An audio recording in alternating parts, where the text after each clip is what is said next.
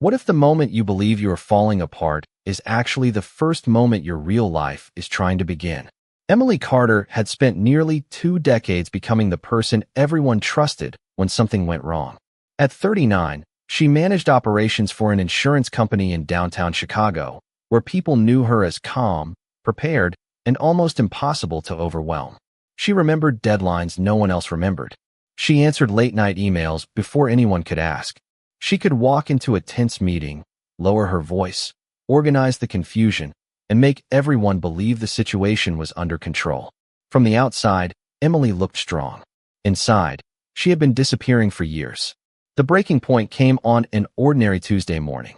She was standing in a conference room, presenting quarterly numbers she had reviewed at least 6 times, when the words on the screen suddenly stopped making sense. She knew the material. She knew every person in the room. Yet her mind became strangely silent, as if someone had reached inside and switched off the system that had kept her moving for most of her adult life. No dramatic collapse followed. No one shouted. Emily simply stood there, staring at a sentence she could no longer read, while the room waited for the version of her that always knew what to do. But that version did not appear. Later that evening, a summer storm knocked out the power in her neighborhood. Emily sat alone in her apartment, surrounded by familiar furniture that looked unfamiliar in the darkness. The walls were still standing. The doors were still locked. Everything that made the place recognizable was still there, but the system that gave it light had gone quiet. And for the first time, she saw herself in that darkened home. Her job still existed. Her responsibilities were still waiting. Her calendar was still full, but the identity that had powered all of it had stopped working. What frightened her most was not exhaustion. It was the question beneath it. Who was she if she could no longer be the reliable one, the composed one, the woman who carried more than anyone realized and never asked to be carried? Carl Jung understood that a person can live for years through a persona, the social identity built to help us survive expectations, pressure, and fear. The persona is not a lie. It may once have protected you. It may have earned love, safety, praise, or belonging. But when you wear it too long, it can begin to cover the deeper self underneath.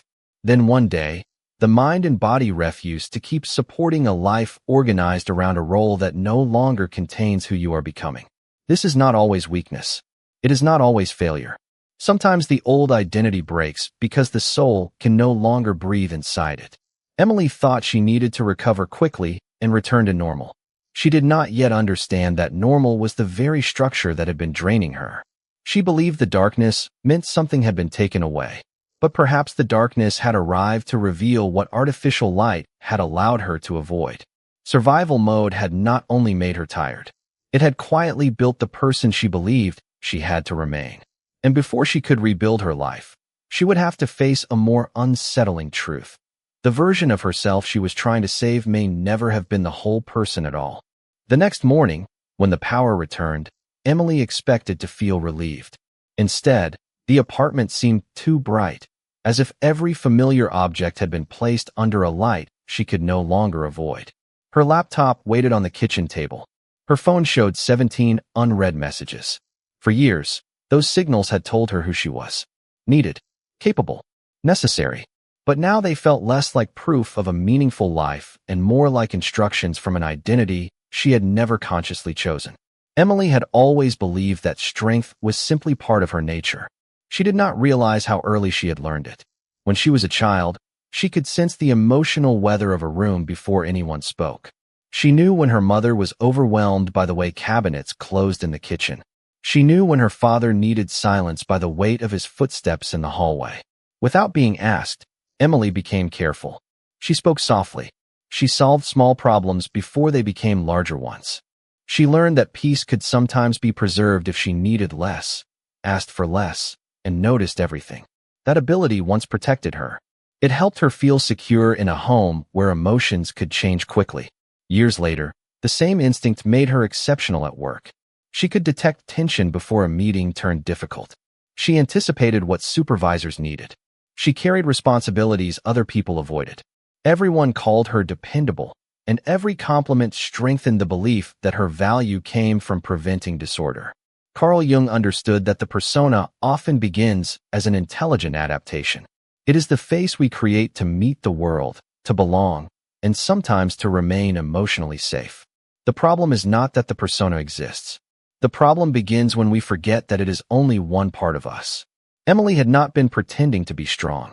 Her strength was real, but it had grown around an old fear.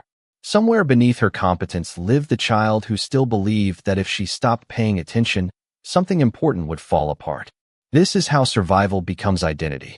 A behavior that once kept you safe is repeated until it feels like personality. The world rewards it, so you stop questioning it. You call hypervigilance responsibility. You call self-abandonment generosity. You call exhaustion ambition. You become so skilled at carrying what is heavy that no one thinks to ask whether it was ever yours to carry. That afternoon, Emily opened her work email and began typing an apology for the meeting. She wrote that she was sorry for being unprepared, even though she had prepared for days. She promised to review everything again and offered to take on additional work to make up for the silence in the conference room. Then she stopped. Her hands rested above the keyboard. For the first time, she saw the pattern while it was happening. The moment she felt uncertain, she tried to become more useful. The moment she feared disappointing someone, she offered more of herself. Emily deleted the message. She did not yet know what a healthier response would look like, but she understood something that unsettled her deeply. The identity she was afraid of losing had not been built only from strength. It had been built from vigilance, fear, and the quiet belief that love and safety had to be earned. What had saved her once was now asking her to live as if the danger had never ended. And the part of her that had gone silent in the meeting may not have been failing her at all. It may have been refusing to continue the old bargain. For the next 7 days, Emily stayed away from the office, expecting rest to feel like relief. It did not.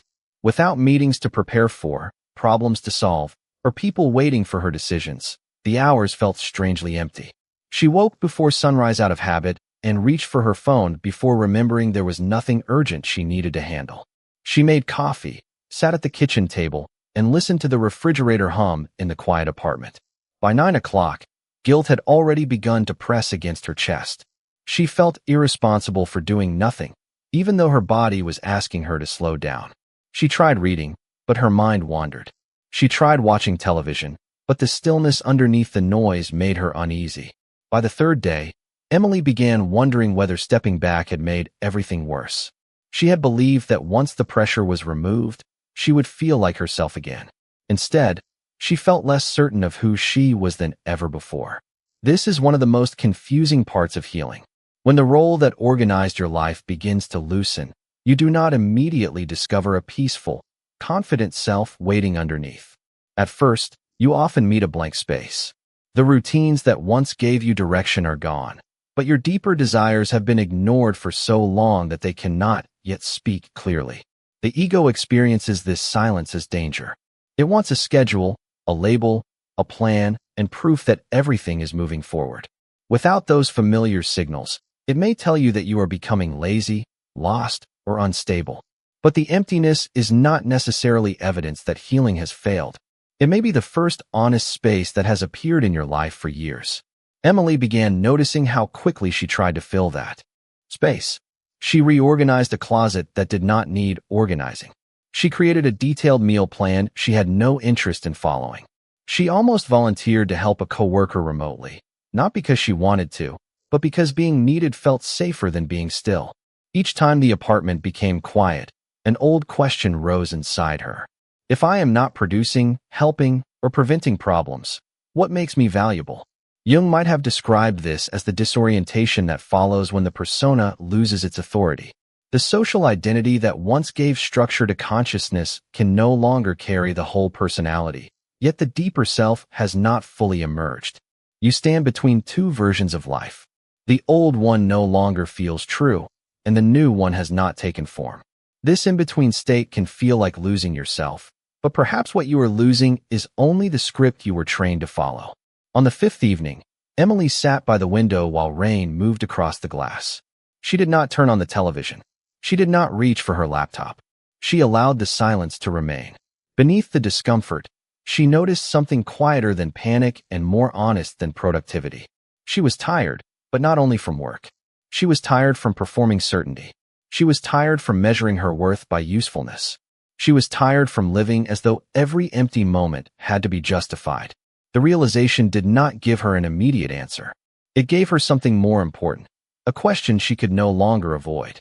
If the person she had been was built around constant performance, then who might she become when she no longer had to earn the right to exist?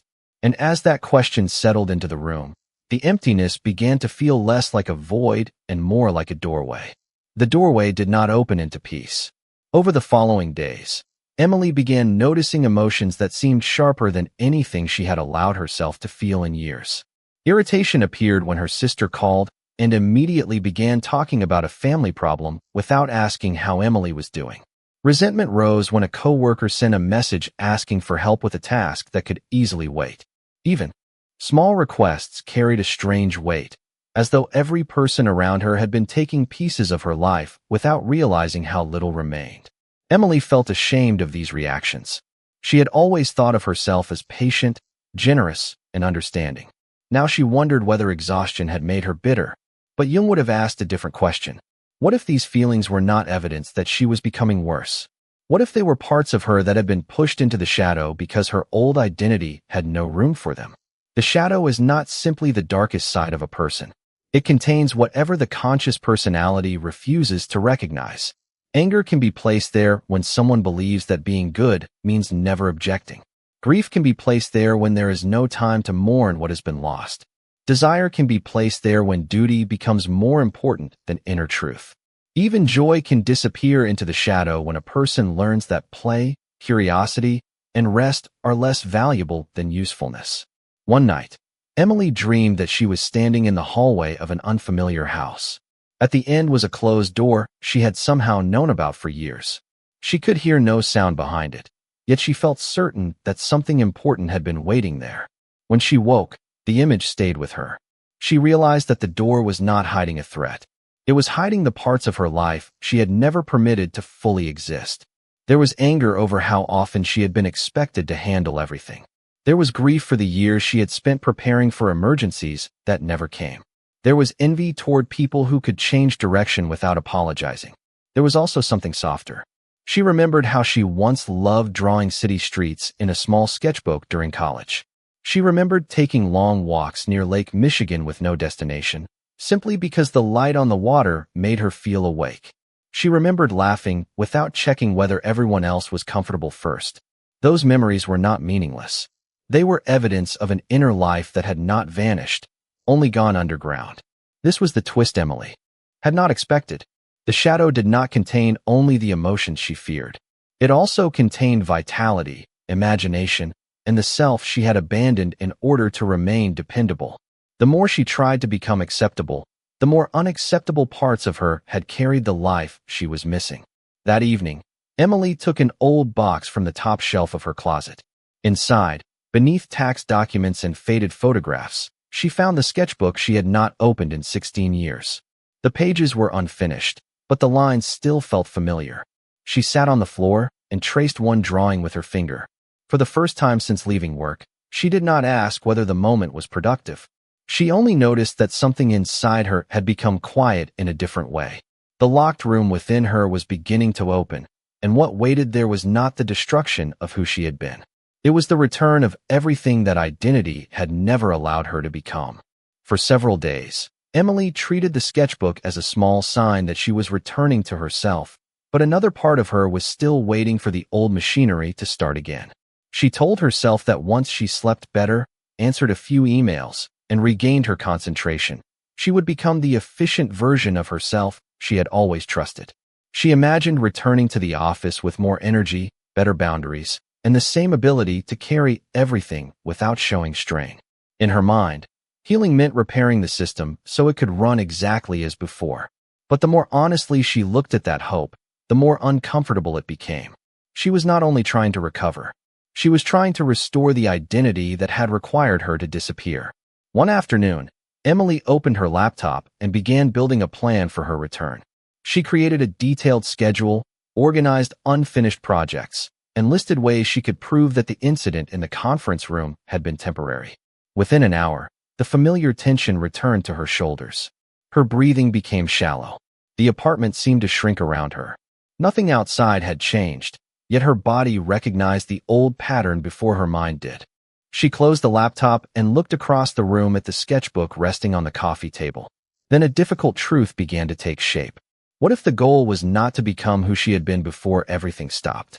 What if that version of her was not a healthy foundation that had suddenly failed, but a structure built from years of fear, adaptation, and self-denial? You cannot rebuild a house by restoring the same damaged wiring and expect a different result. You cannot call it healing if all you do is make the old mask strong enough to survive another season. Jung understood individuation as something deeper than returning to normal. It is the movement toward wholeness, where the conscious personality no longer rules by excluding everything inconvenient, vulnerable, or alive. The ego wants restoration because restoration feels familiar. The self asks for transformation because familiarity is not the same as truth. Emily had spent years believing that strength meant never needing anything. She believed maturity meant remaining calm while everyone else brought their needs to her. She believed success meant becoming so useful that rejection would be impossible. Those beliefs had helped her build a stable life, but stability built around fear eventually becomes another form of confinement. That evening, Emily tore the return plan from her notebook. She did not make a dramatic decision. She did not resign from her job or promise to change every part of her life. She simply stopped treating her former identity as the destination. For the first time, she allowed herself to consider that the person she missed might have been the person who was keeping her trapped. The realization carried grief because even a painful identity can feel like home when you have lived inside it long enough. But beneath the grief was a quiet opening. Emily no longer had to rebuild the woman who could endure anything. She could begin building a life in which endurance was not her highest virtue. And that meant the next question was no longer how to get back to normal, but what kind of inner foundation could support a life that did not require her to abandon herself again. The next morning, Emily did something that would once have seemed too small to matter. Before touching her phone, she placed both feet on the floor and noticed what her body was already telling her. Her jaw was tight. Her shoulders were raised. Her breathing was shallow, even though nothing dangerous was happening. The room was quiet. Sunlight moved across the kitchen wall. Still, some part of her was preparing for an emergency. She had spent years trying to change her life through thought alone, making plans, setting goals, and forcing herself to become more disciplined. Now she began to understand that rebuilding could not begin with another demand placed on the mind. It had to begin by helping the body recognize that the danger was no longer present. Survival mode does not always end when the difficult season ends. The nervous system can continue living according to an old alarm, reacting to a delayed message, a disappointed expression, or an unfinished task, as if safety itself were at risk. That is why rest can feel uncomfortable. That is why silence can feel suspicious. That is why a person may leave a stressful environment and still carry its pressure into every room. Emily started asking different questions. What makes my body tighten before I have even made a decision? When do I say yes before I know what I want? Which situations are truly urgent, and which ones only feel urgent because I am afraid of disappointing someone? The answers did not arrive all at once, but her body responded before language did. When she opened her work email, her stomach tightened. When she imagined ignoring a message for an hour, guilt appeared. When she thought about returning to the office, her mind immediately created a list of ways to prove that she was dependable. Instead of judging these reactions, Emily began observing them. She took a short walk around her neighborhood without headphones. She ate breakfast at the table instead of standing near the counter while reading messages. She reduced the amount of coffee she drank in the afternoon because she noticed that exhaustion and stimulation had become difficult to separate. When her phone vibrated, she waited 3 slow breaths before reaching for it. These choices did not transform her life overnight. Their importance was quieter. Each one told her body that she did not have to respond to every signal as a command. Jung wrote about the self as the deeper organizing center of the personality, but a person cannot hear that center clearly while every part of the system is shouting that something must be fixed immediately. The ego rushes because it believes control creates safety. The self often speaks through a slower sense of alignment, a feeling of expansion when something is true and contraction when it is not. Emily began learning this language. One afternoon, A supervisor called and asked whether she could return earlier than planned. Her first impulse was to agree. She felt the familiar pressure rise through her chest. But instead of answering immediately, she said she needed time to consider it. After the call, she stood by the window and noticed the difference between actual responsibility and fear disguised as responsibility. Nothing terrible had happened because she paused. No relationship had ended. No door had closed. The world had continued turning without her instant compliance. That small experience became a new kind of evidence. Safety did not require constant performance. Worth did not disappear in silence. And perhaps the foundation of her new life would not be built from becoming stronger than every demand, but from learning that she was allowed to remain present before deciding which demands were truly hers. 2 days after the phone call, Emily returned to the office on a reduced schedule. Nothing about the building had changed. The elevators still opened with the same soft chime. The fluorescent lights still washed the hallways in pale brightness, and her desk still held the organized folders that once made her feel secure. But Emily entered differently. She no longer believed that healing required a dramatic escape from everything familiar. She was beginning to see that the deeper self rarely enters life through one enormous decision. More often, it appears through small spaces that the old identity no longer controls. At first, Emily tried to hear that deeper voice by asking what she should do with the rest of her life. The question was too large. It awakened the same pressure she was trying to leave behind. So she made the question smaller. What is one thing I want that does not need to impress anyone? The answer came quietly. She wanted to draw again. That evening, she searched for community art classes and found one held every Thursday at a studio less than 3 miles from her apartment. Her first impulse was to check her work calendar, imagine every possible conflict, and decide that the timing was impractical. Instead, she registered before fear could turn desire into another abandoned idea. Thursday became a small room in her life. For 2 hours, she sat among strangers and made imperfect lines on thick paper. No one needed her to lead. No one asked her to solve anything. Her work did not have to become a business, a side project, or proof that she still possessed talent. It only had to belong to her. Jung believed individuation requires a person to develop a relationship with the inner life rather than living entirely through collective expectations. That relationship does not begin when you understand yourself completely. It begins when you create enough space for something honest to appear.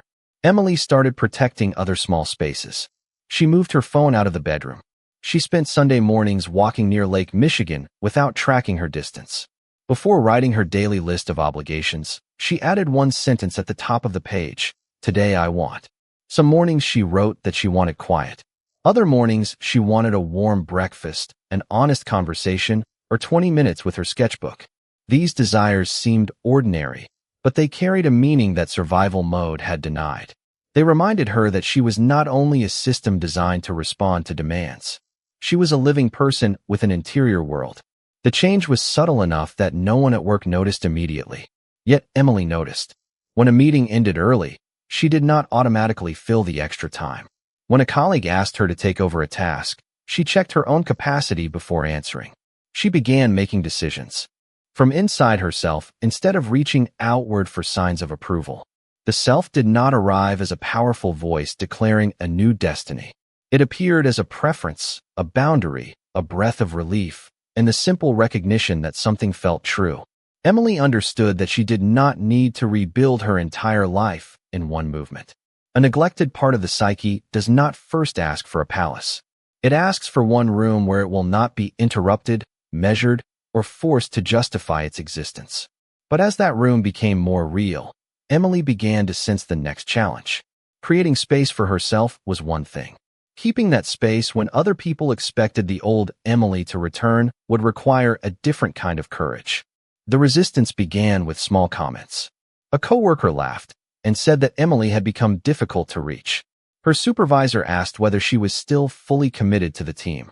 Her sister sounded hurt when Emily declined to spend Saturday solving a family problem that did not require her immediate involvement.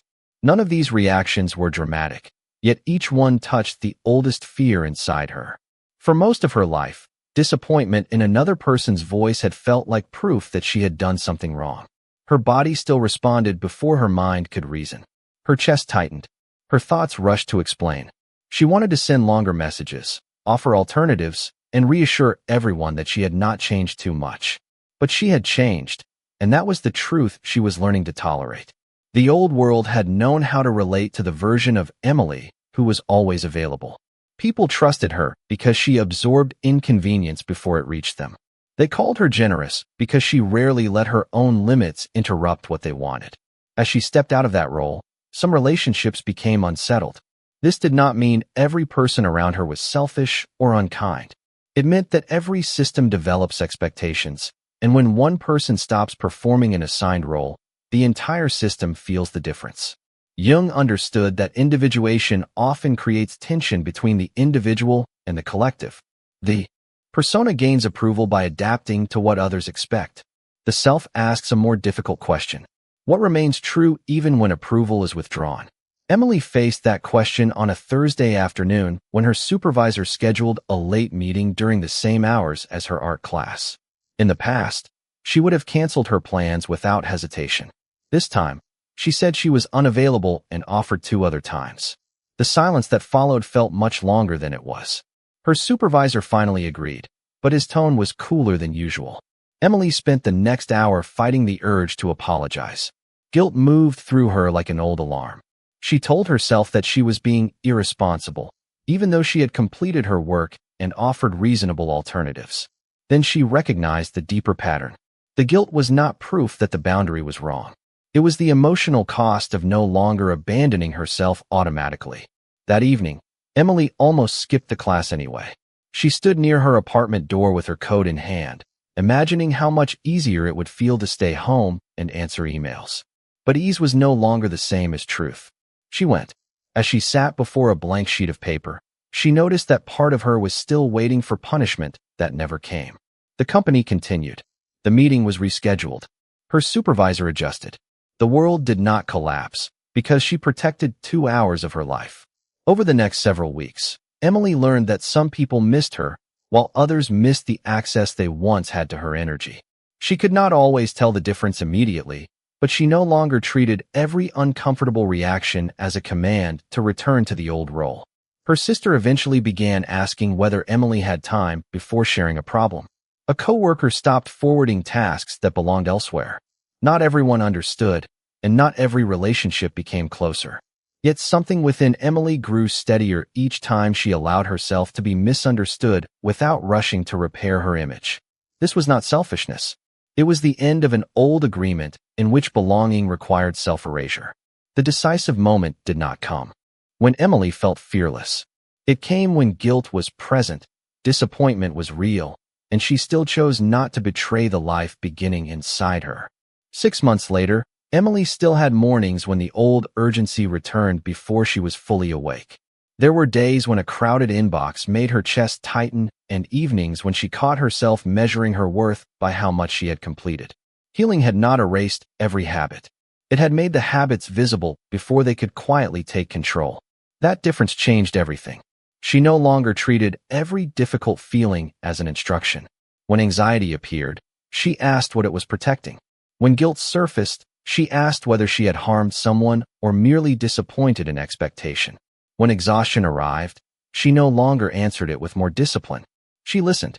The office had not become a perfect place, but Emily had stopped expecting it to give her an identity. She completed her work carefully, spoke with greater honesty, and left at a reasonable hour most days. When a project required additional time, she decided consciously instead of surrendering automatically. Her supervisor still preferred the version of Emily who had once been endlessly available, but he had learned that her boundaries were not temporary. Her work remained strong. The company continued functioning. What had changed was that Emily no longer confused being indispensable with being secure. She also began considering a different position within the company, one focused on long-term planning rather than constant crisis management. In the past, she would have judged that choice as a retreat. Now she understood that moving away from chaos was not weakness. Sometimes growth means refusing to keep proving that you can survive an environment that asks you to disappear. Her relationships changed in quieter ways. Her sister began calling and asking whether Emily had the energy to listen. Some friends adjusted easily to her new limits. Others became more distant when she stopped organizing every gathering, remembering every birthday, and carrying every difficult conversation. Emily grieved those changes without rushing to reverse them. She had learned that not every loss is evidence of failure. Some connections survive only while one person agrees to remain smaller than they are. Letting those relationships loosen created space for more honest ones. Her Thursday art class remained. At first, she had worried that the interest might disappear once the novelty faded, but something deeper had taken root. She started arriving early, setting out her pencils, and allowing the blank page to meet her without fear. She did not become an extraordinary artist. That was not the point. She became a woman who could spend 2 hours creating something that did not need to earn praise, money, or approval. A few of her drawings now hung in her apartment. One showed the shoreline of Lake Michigan under a pale winter sky. Another showed a row of apartment windows glowing after sunset. The lines were not perfect, but Emily loved them because they existed for no reason other than that she had wanted to make them. The old identity had taught her that every action needed a purpose that others could recognize. The life growing inside her was teaching her that meaning could be private. Jung described individuation not as the construction of a flawless personality, but as the gradual integration of what had been divided. Emily did not destroy the capable part of herself. She no longer needed to. Competence was not the enemy. Responsibility was not the enemy. The problem had been that those qualities had ruled alone, while tenderness, anger, desire, uncertainty, and imagination were pushed into darkness. Now strength no longer meant silencing those other parts. It meant allowing them to have a place in the whole. She could be dependable without being endlessly available. She could care for others without abandoning herself. She could feel fear without handing it authority over every decision. She could rest without creating an explanation. This was not a new persona designed to look healed. It was a more honest inner order. One evening, another storm moved over Chicago. Rain tapped against the windows, and the lights flickered once before remaining steady. Emily stood in the small corner of her living room, where she kept her art supplies.